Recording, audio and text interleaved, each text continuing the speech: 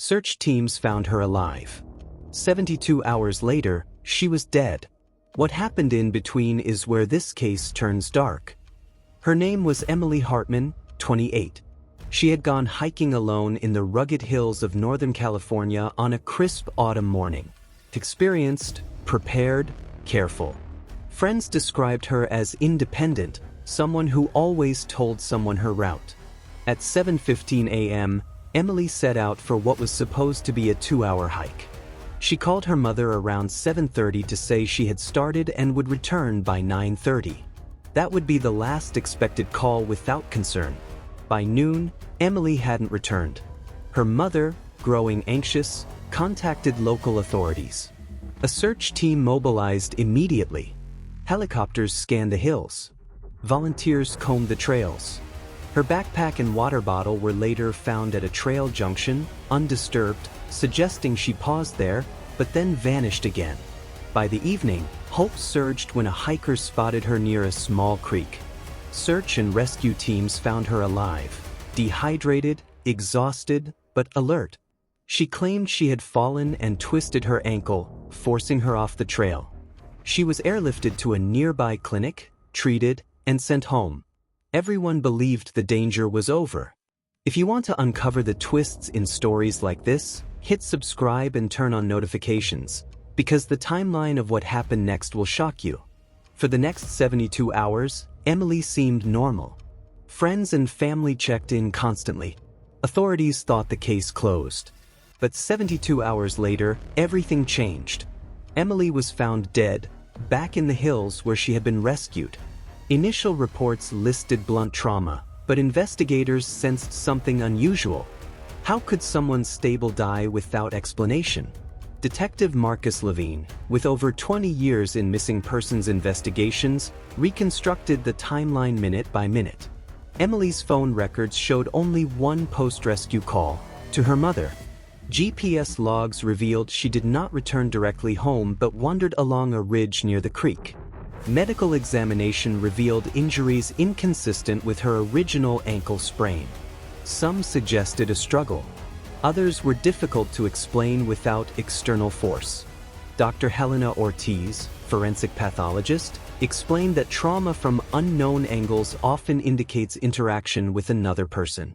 In Emily's case, the injuries suggested external involvement, not an accidental fall. Witness interviews indicated she might have been accompanied after the rescue. A blurry figure appeared on surveillance footage near the ridge, passing at the same time Emily's GPS showed movement. The image was inconclusive, but enough to raise suspicion. Pause for a second. If you think you can guess what happened to Emily, comment your theory below before we reveal the sequence. Every comment is read. A key contradiction emerged. Emily claimed to rest by the creek, yet GPS indicated movement over rugged terrain for more than an hour.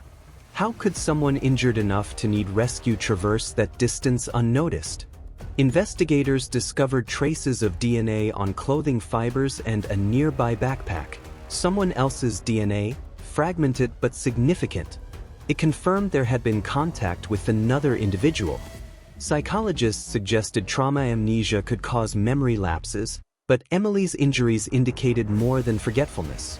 She had experienced a struggle. Forensic evidence now pointed to a deliberate act that occurred after her initial rescue. Investigators focused on her movements between the clinic and home. GPS data showed deviations from the direct route, matching the ridge where she had been rescued. There, they found footprints inconsistent with search teams, disturbed undergrowth, and faint traces of blood matching Emily's profile. Experts concluded that Emily's injuries had occurred during a confrontation with another individual. The evidence pointed to external force applied deliberately, not an accident. If you're following closely, make sure to like this video. Your support helps us break down cases like this in full detail. The case remains a chilling reminder. Sometimes, being found alive is only the beginning of danger. The events during those 72 hours changed everything. Investigators continue to study this case as an example of how timelines, GPS data, and small inconsistencies can uncover critical truths. Even brief discrepancies in a survivor's movement can reveal what happened in the shadows. Ultimately, the Emily Hartman case demonstrates how fragile safety can be and how the smallest details can make the difference between life and death. The timeline doesn't lie, and sometimes it is the only witness telling the truth. If you want more stories where timelines reveal secrets and the truth hides in the details, subscribe and hit the bell.